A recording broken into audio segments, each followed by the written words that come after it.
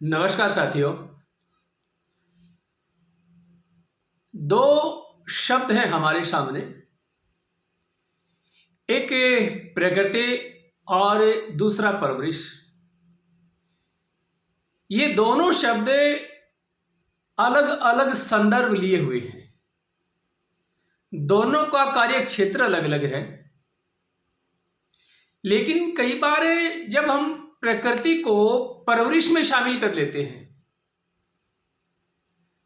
तो ये प्रकृति परवरिश का स्थान ले लेती है, और फिर जब इसको परवरिश के रूप में देखते हैं तो हम थोड़ा सा अपनी जिम्मेदारी से मुक्त पाते हैं कि ये कार्य तो हमारे बस में था ही नहीं, ये तो इसकी प्रकृति है। एक प्रकार से हम ऐसा कह सकते हैं। प्रकृति से मनुष्य का विकास होता है और परवरिश उस विकास के लिए बनाए जाने वाले माहौल या परवरिश करने वाले वातावरण या पर्यावरण को हम कहते हैं। परवरिश मतलब ये हुआ कि जो परवरिश है वो एक प्रक्रिया है, वो एक प्रोसेस है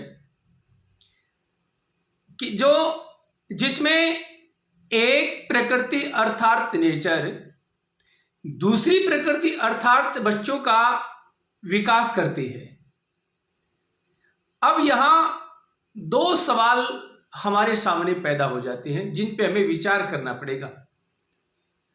और जब आज के समय में हम सारी ही बातों के लिए हम स्कूल पे माने विद्यालय पे और विद्यालय में पढ़ाई जाने वाली किताबों पे, विद्यालय में पढ़ा रहे अध्यापकों पे अगर हम निर्भर हैं, सारी समस्याओं के समाधान अगर हम पढ़ाई के इर्द गिर्द देखते हैं, वो चाहे किसी भी प्रारूप में, वो स्कूल में है, कॉलेज में है, लाइब्रेरी में है या कोई किसी इंस्टीट्यूट कोचिंग संस्थान में है, पढ़ाई शिक्षण से संबंधित जहां भी गतिविधियां होती हैं, हम उनके माध्यम से सारी समस्याओं का समाधान अगर हम नहीं चाहते तो एक बहुत बड़ी भूल में है। और अगर हम चाहते हैं कि शिक्षा से सारा चीज ठीक हो जाए तो हमें कुछ परिवर्तन करना पड़ेगा और वो अपने स्वयं से शुरू करना पड़ेगा। दो सवाल। पहला कि अगर स्कूल भेजकर ही बच्चों को सभ्य बनाया जाता है, ध्यान रखने की बात है, अगर स्कूल भेजकर ही बच्चों को सभ्य बनाया जाता है तो क्या जन्म से बच्चे असभ्य होते हैं? उनको कोई सलीका नहीं होता, उनका अपना कोई तरीका नहीं होता। दूसरा कि अगर स्वाभाविक रूप से बच्चे अच्छे हैं और सभ्य हैं तो क्या हमारे आसपास का जो इन्वायरमेंट है, जो हमारे आसपास का सामाजिक ढांचा है, जो ताना बाना है, वो उन बच्चों को असभ्य बनाता है? क्या वो उनको भ्रष्ट बनाता है? इन दोनों प्रश्नों पे हमें विचार करना पड़ेगा और विचार करके हमें इनके रूट्स, इनकी जड़ें हमें ढूंढनी पड़ेंगी। और उन जड़ों को ढूंढकर अगर हमने उसका ट्रीटमेंट, उसका इलाज नहीं किया तो फिर शायद हम एक बहुत बड़ी अनहोनी का सामना करने में अभी ज़्यादा समय नहीं है। ऐसा लग रहा है कि जिस प्रकार से दिन प्रतिदिन एक मूल्यों में गिरावट आते आते आते आते इस कदर आ गई कि अब कोई किसी को मानता ही नहीं। एक दो उदाहरण से बात स्पष्ट हो जाएगी कि हमारे जीवन में परवरिश का महत्व क्या है। चाहे हम परवरिश पा रहे हों या हम परवरिश कर रहे हों, परवरिश का बड़ा जबरदस्त रोल है। पहला कि जितनी भी प्रकार की प्रकृति है, परवरिश उसका इस्तेमाल कैसे हो यह सिखाती है। प्रकृति बताती है कि क्या हो सकता है और परवरिश बताती है कि कैसे हो सकता है। किसी बात को प्रकृति पर छोड़ना एक प्रकार से बहाना है, ये प्रकृति पे है। लेकिन हम मनुष्य हैं, हमारी क्षमताएं कुछ अलग हैं।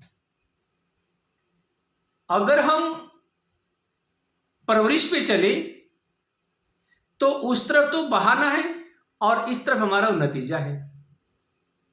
एक एग्जाम्पल से और बात स्पष्ट हो जाएगी। बीज खराब हो और माली अगर अच्छा है, अच्छा माली है, तो उस बीज को उगा के कुछ न कुछ तो बना ही देगा, हरे पत्तों में परिवर्तित कर देगा, छाया दे देगा, ऑक्सीजन दे देगा, लकड़ियां दे देगा, कुछ न कुछ तो देगा। अगर वो मालिक अच्छा है तो उसकी जीवटता है, वो बीज उग कर बाहर आएगा तो किसी न किसी रूप में तो परिवर्तित वो कर ही देगा।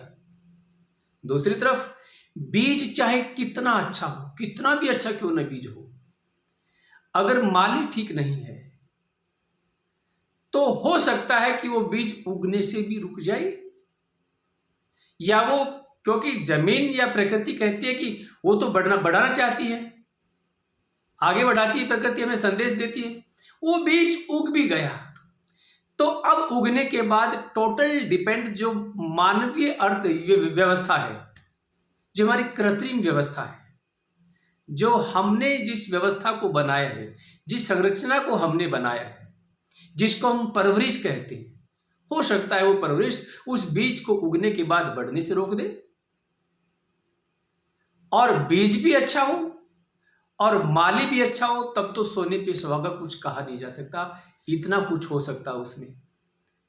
तो हम परवरिश को प्रकृति पे ना छोड़ें।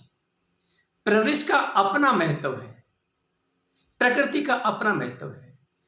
परवरिश हमें प्रकृति के सही शुद्ध रूप को बाहर लाने के लिए हम कवायदी परवरिश में करते हैं। तो आप सबका आभार, शुभ रात्रि, नमस्कार।